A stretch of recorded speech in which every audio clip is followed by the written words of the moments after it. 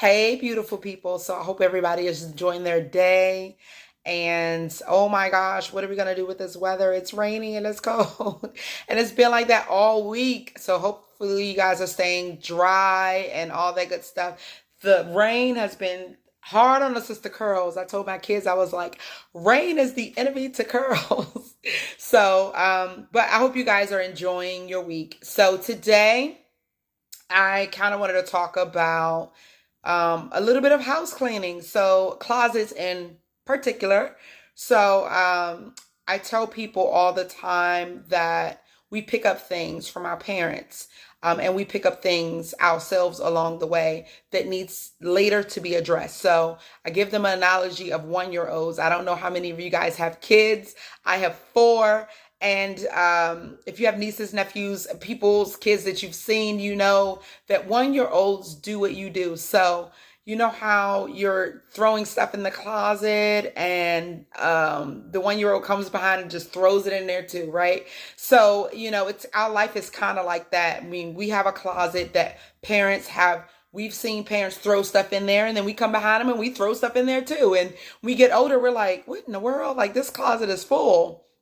There are some things in there that I want and that I need, but I don't know how to get to it, right? And so what we do is in therapy, we unpack that closet. So we clean the closet out, right? And there's some stuff that's your dad's that you know you're not going to wear. There's some stuff that's your mom's that you're like, look, I don't know what she was thinking, right? So you clean that out and then you get to decide what you keep.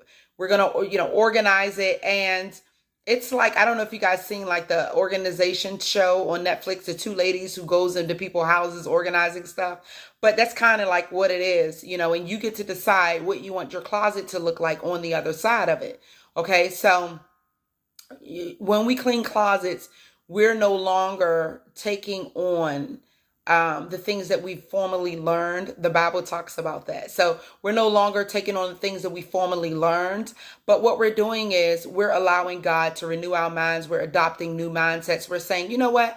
This was probably good for them, but this isn't healthy for me. And being honest about those things that we've thrown into the closet knowingly and unknowingly, because sometimes we know we're doing it. We know it's no good and we're doing it anyway. So it's called habits, people. So, the point of therapy is to help you to kind of go through those things. And sometimes getting another perspective is so helpful. It's like, what are my relationship patterns? What are my habits? What is toxic? What have I been doing that's not helping me to be the best version of myself?